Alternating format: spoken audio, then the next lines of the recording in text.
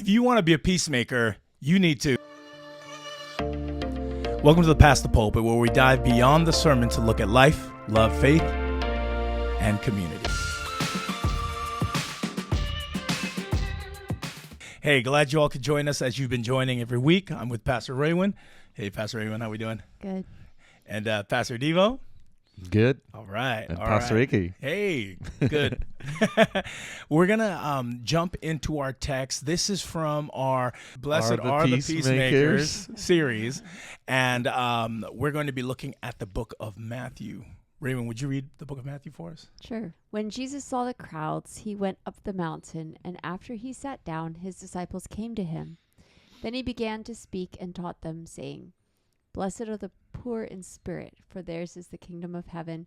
Blessed are those who mourn, for they will be comforted. Blessed are the meek, for they will inherit the earth. Blessed are those who hunger and thirst for righteousness, for they will be filled. Blessed are the merciful, for they will receive mercy.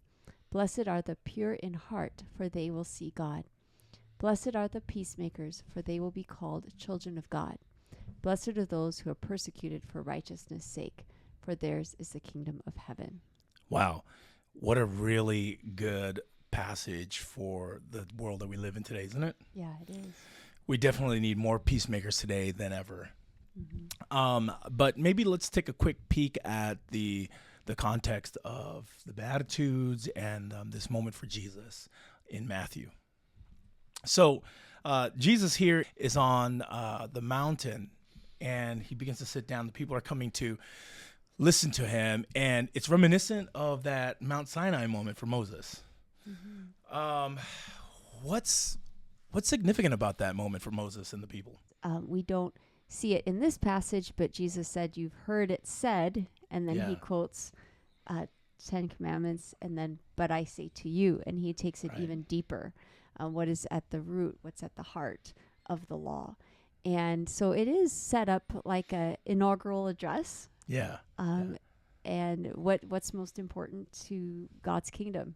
Yeah, because you're thinking about Mount Sinai, the Israelites just came out of Egypt, and they're starting to function as a nation, as God's people. And so this pinnacle moment on Sinai is like this is how I want you to act and live, right?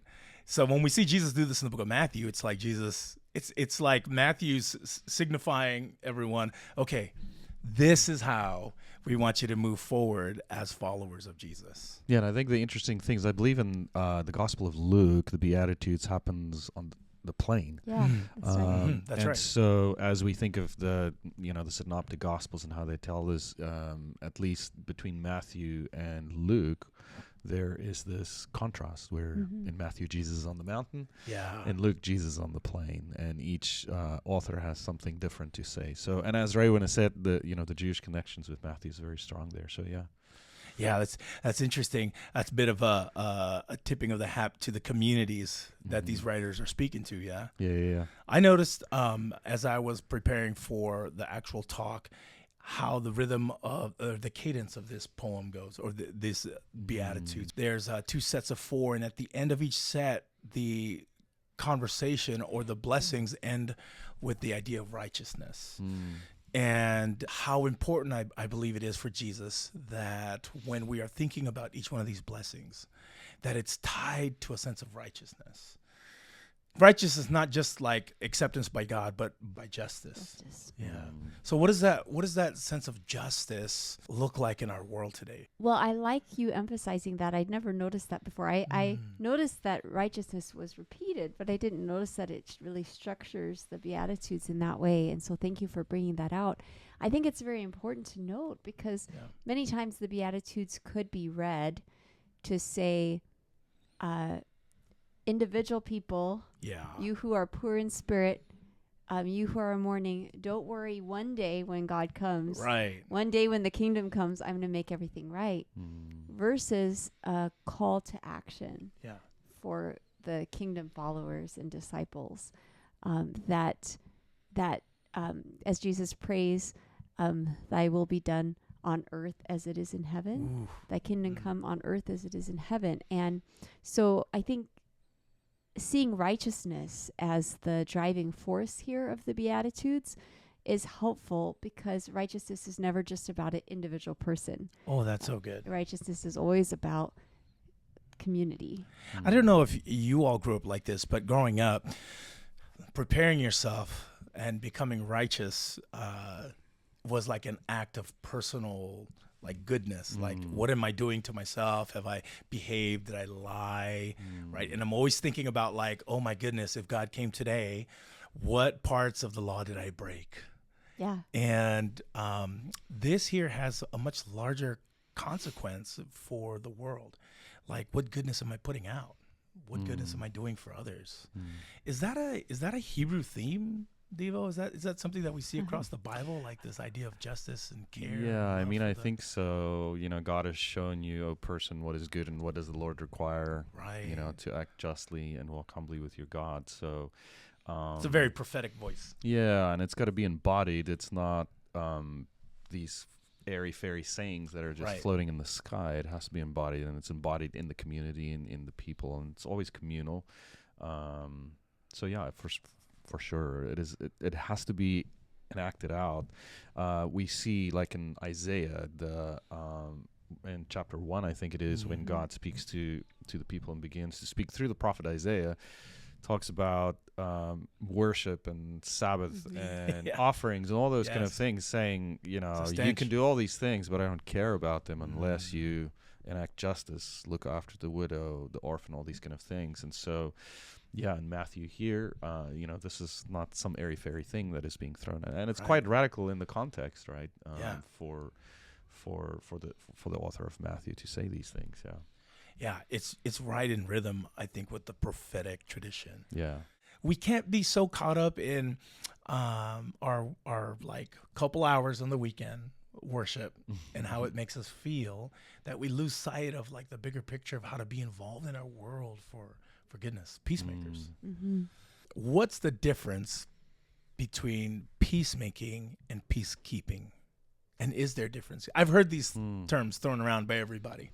Yeah. Is there a difference? I feel very differently about those two words.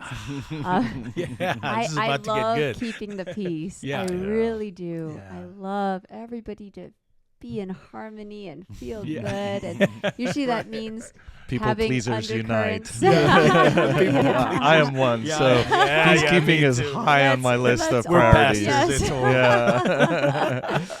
But it's peacekeeping is you acknowledge all the undercurrents.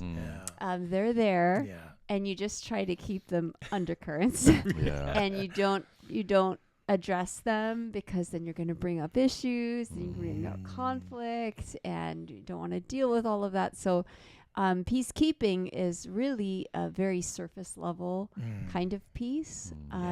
You're just trying to prevent violence, but it's not going to resolve the deeper issues. And I feel like peacemaking as an active word, peacemaking is willing to delve into conflicted areas and tensions that are there, and be part of a solution and part of real healing and real reconciliation, and not simply preventing violence. Now, I have to say, there is a place for peacekeeping. Absolutely. Right? Yeah. I mean, we need a safe community. We need to stop people from hurting other people, right? We need to keep the peace in that sense. But where it gets us in trouble is when we are so focused on making sure everything is safe on the surface that we ignore. Sometimes when you compare and contrast peacekeeping to peacemaking, you can think that they are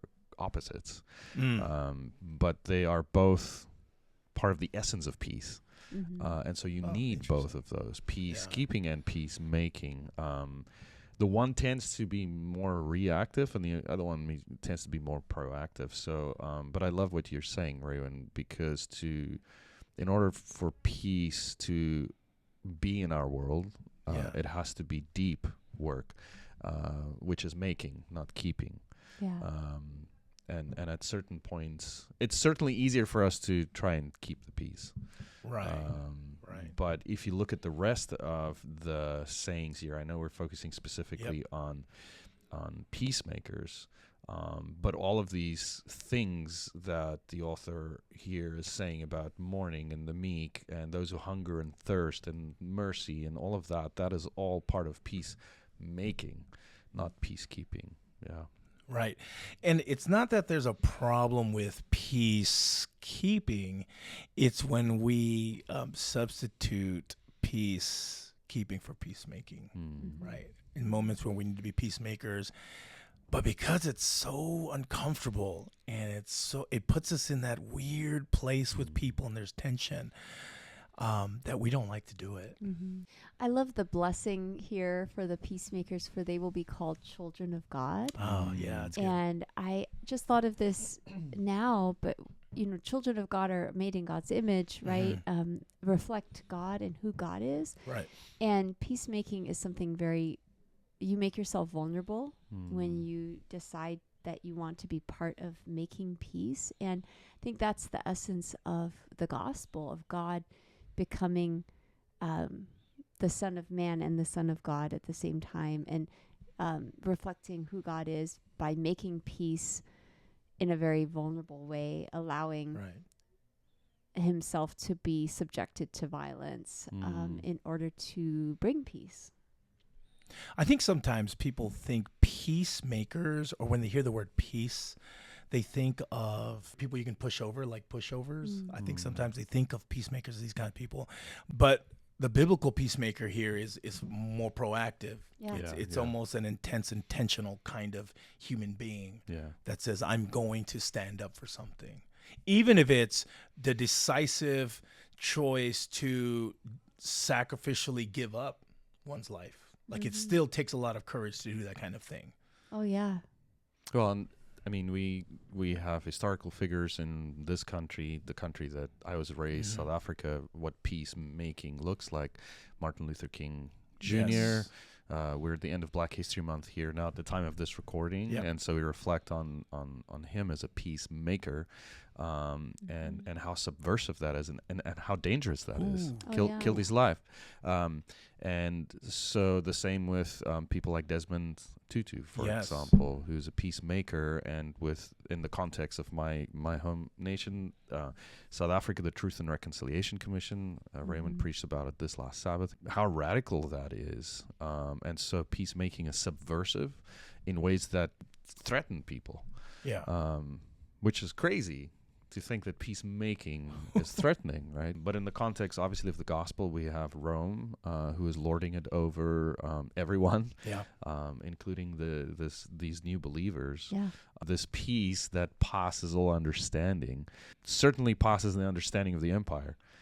Who doesn't get that, and then which is a different kind of peacekeeping, right? By force, by military might. Exactly, right. And it was Pax Romana, right? The peace of Rome, and so that's something I think we'll talk about next week. For the sermon that I had done, but the juxtaposition between the peace of Jesus and the peace of Rome. That's right.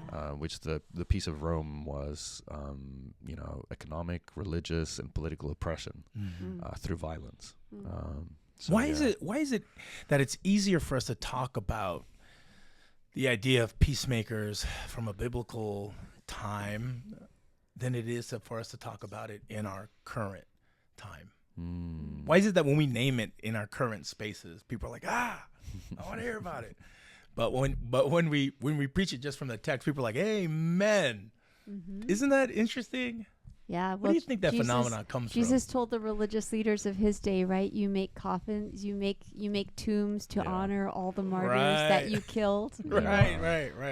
I think that's a human tendency. Backward vision is 2020, right? Yeah. And it's a lot easier to see what was the right thing to do when you're looking behind you, than when you're looking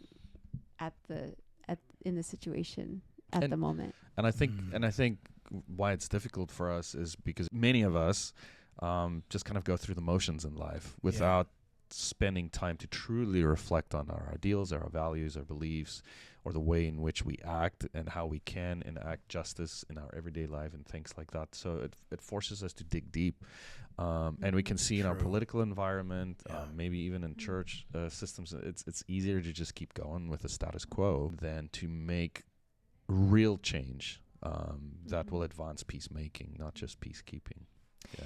And perhaps that's why so often peacemaking requires sacrifice, because I'm thinking about the civil rights movement and Selma. If you all saw that movie and read the story, here are people walking across this bridge being attacked and all of that. And that really helped wake up people, the general public, to the abuse that was happening, because they're putting it in very intentionally, putting it in front of people. Unveiling the reality of oppression. I hope we can be more aware and awake without those extreme kind of events, and more aware. But that's the courage of peacemaking to reveal the things that are not right. Yeah. I don't think it was an accident that the writer of Matthew followed up verse 9 with verse 10, right? Blessed are those who are persecuted for righteousness' sake, for theirs is the kingdom of heaven. The work of peacemaking often calls us to some sense of persecution, obviously relative to every scenario and every space, but every time that, because you're going to speak into a tension that's there, it will create some sense of inconvenience. And I also think maybe because we're so close to the trees, because we're so emotionally invested, because it's what we're experiencing and living through, it is hard to be able to make a clear judgment. I think that's also why, like, you often hear the biblical writers talk about the vengeance of God, right? Like it's God's vengeance, not ours, because I think they're trying to draw us back and say, listen, in this moment for us, this means this. Let God, who sees the biggest picture, help speak into that space, judgment that needs to be done correctly and righteously. Yeah. So when we think about the word peace here, for peacemakers, and shalom is the Hebrew form for that. And correct me if I'm wrong, everyone, but shalom is not the thing that we get when there is a lack of problems. It's a thing that we use in the midst of tension and problems. Is that how we are to understand shalom? And if it is, where do we see a need for more shalom? It's such a deep word, all pervasive word in Scripture, and yet again, it's not like an airy-fairy thing. It's something that is very real.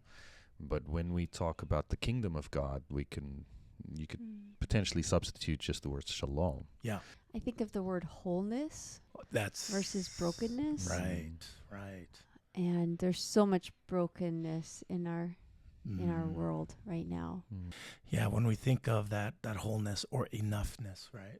Like the laws that were created to allow for enoughness of the foreigner, of the widow, of the fatherless. These kinds of things should, I think, somehow remind us today that we've got to be looking out. What does that look like for our world today? I love how you brought out in the message this law about leaving. Don't harvest your field all the way to the edges. Right. Leave places for the poor others, to be able to be self-sufficient. Yeah. And and we are a culture that, and people, naturally, we want to make the absolute most profit we can. We don't want to leave the edges uncovered, right? And so this biblical principle of not taking everything that you could, but leaving space for others. Yes. Walter really Brueggemann calls our society commodity propelled. Yeah. Right? It's like we are driven by commodity. We're driven by economy and production. And what does it mean for us to leave space to not have to take up every ounce of, and here's the thing, I think here's the narrative that we feed ourselves, in that there's not enough. Yeah. Right? The idea of scarcity. Scarcity model, Yes, It comes up, it's so natural to us. Like, so I have 6'4" and 2-year-old. And it's so automatic. Like, at the table, we deal with it every meal. We sit down and, someone's getting more, so the other one wants more. And they want to make sure that they have that so that this other one doesn't get too much. I mean, whether they wanted it or not. Right. Yeah, Whether they yeah. even like it. They just, I know, that's the same in our house. Yeah, Well. it's that scarcity mentality, right? There's not going to be enough for me. Versus how do we teach our kids to allow for space that just take what you need and there'll be enough for everybody else. I'm thinking about this. One of the things I'm doing at our churches now is thinking about finances and things like that. Tithes and offerings is leaving margins. Yeah. And imagine a worldview where you don't use 100% of your income, and we say, hey, it's good to leave margins to give to the church. Wow. And hopefully the church responsibly uses that right. in order to help the people on the margins. Right. So we should be a church in the margins, not of the margins, of the margins of profit and loss. Yeah. So we're thinking of all those kind of margins, but we should be in the margins where there is enough for everybody else. My goodness, that's a word. My goodness. I mean, that has so many implications for our world today. How might we be more giving and gracious and good if we just inherited these principles of margins? There's enough. And I think to circle back to one of the earlier conversations we're having, the subversion, the subversiveness of peacemaking. Yeah. And this, what Raewyn, you were saying about the margins, you were mentioning it in the sermon. I think one of the challenges with peacemaking, biblically speaking, is that it's always speaking up on behalf of the other, which has not been included, and that really challenges us in the way that we shape our society, our churches, our lives. And there's a certain fear of the other, and so that's where peacemaking becomes a very difficult thing interpersonally for people in churches and communities and all those kind of things, because it's trying to expand.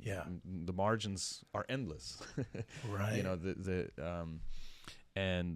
But it's difficult for us to give up that control that we have, in order to include these people on the margins, So it's really an issue of control. Could be. I do think a big issue is control there. Yeah.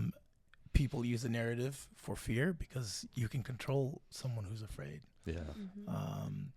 When you want to control your own destiny, you create excuses and reasons why you shouldn't give or care enough about those. This is our land. This is our food. This is our economy. This is our home. This is our church. How dare they want to come in here looking like that? Yeah. Like they need to fix their lives, or they need to figure out their lifestyle before they come in here, right? We do it with everything because it gives us a sense of control of our comfort. Yeah. Yeah. That's what it is. Like, I don't want to be uncomfortable. So you get uncomfortable in order that I feel better about it, and then you can come in and be a part of the space. Peacemakers can be found on all levels. You can find them driving policy. You can find them in community activity. You can find them in your church. You can find them around a table with a 6, 4, and 2-year-old. Yeah. Yes, exactly. So let me ask this question. Let's close out on this. Let's give people something to think about. And by the way, if you've joined us, thanks for being with us. Jump in to the other episodes, check it out, and subscribe so you can keep catching up with us. If you want to be a peacemaker, what must you be committed to? You need to be committed to deep work yourself. I don't think we can be peacemakers or do the work of peacemaking without doing the deep work ourselves to know ourselves. We don't spend a lot of time reflecting on our own, just being quiet and thinking about our lives, this world, and how God intersects with all of that. So I think as peacemakers, the first commitment is to do the deep work ourselves. Oh, that's good. Before we can go do it everywhere else. Yeah. The first thing that came into my mind is being committed to the gospel, which is very, very general, very specific. But what does that mean? What does it practically mean? And I think about that because of this phrase, they would be called children of God. Yeah. And so I think what I mean from a practical sense is to immerse ourselves in who God is. Yeah. And especially the Gospels, be reminded of who Jesus is and how he treated people, and be committed to discipleship, be committed to following our lives after God's call, and spending time. So Pastor Devo saying, do the deep reflective internal work that needs to be done. And I'm saying keep reading the text, like keep being committed to hearing God's word and letting it transform. That's why at least here at Lost Area University Church, we stand for the reading of the word. That's we respect the word through our embodiment with the way that we approach it. But we have to keep on reminding ourselves it's the gospel that drives all of this. Yeah. And Jesus is the ultimate example of being a peacemaker. Right. Prince of Peace. Prince of Peace. Going maybe read a lot more Jesus too. Yeah. Going to and through the cross and grave, and then resurrecting. Jesus was not retaliatory, was not vengeful. It's that Jesus that we keep on reading about. When you think about it, he says, "Blessed are those who are persecuted for righteousness' sake, not who persecute for righteousness' sake." Right? What kind of children of God? What kind of God are we children of? Are we persecuting? Or are we being persecuted? I was reading one of my favorite commentators, David Lowe's, on Working Preacher. Always appreciate his comments. But here's something that he said is like, we often read the Beatitudes and something like "Blessed are the peacemakers" as like a statement of an ideal that we should strive for. And here is something that he says. There is a trap hidden in the Beatitudes that I know I have fallen into countless times, and perhaps you have too. The trap is simple as it is subtle, believing that Jesus is setting up the conditions of blessing rather than actually blessing his hearers. It's not shall be, it's you are. Blessed are the peacemakers. And then it says, for they will, but it's not blessed will the peacemakers be. Right. It is blessed are the peacemakers. And so that is an affirmation and a confirmation of the work of peace that is happening right now. It is happening in and through people who read and follow about Jesus every single moment where that happens. So we have to be careful to sometimes just put this ideal up there and say, this is not ideal, so I can be a peacemaker if I follow X, Y, Z, and then all these things will come. And I appreciate that challenge. Oh, if you think about these people, they're not perfect people, and they're not going to get it right, but stumble out and work on it. Work through peacemaking, be peacemakers.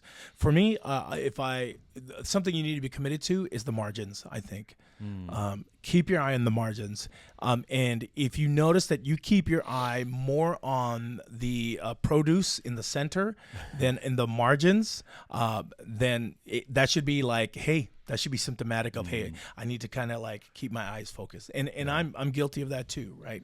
Like when we get in comfortable spaces and things feel good, like we don't want to break that rhythm. But I've got to constantly remind myself, keep my eyes on the margins. And if I'm not caring about what's happening in the margins, there might be something that Icky needs to work on in his heart. You're saying, not focus on the produce in the center, but in the margins. I think when we go to supermarkets, stores, there is no real produce in the center. That's where all the artificial food and whatever is. The produce is all, the fresh produce is all around the margins, right? Oh, that'll preach. So you can include that one for a sermon illustration next time. Now I'm fully going to forget like the ice cream, the candy. Where's the real fruit? The fake calories, everything's in the middle, but in the outside is where the real it's at. Stuff. You're right. Oh my goodness. Yeah. Wow. Well, if you're a preacher and you're listening, there you go. You got something to preach on.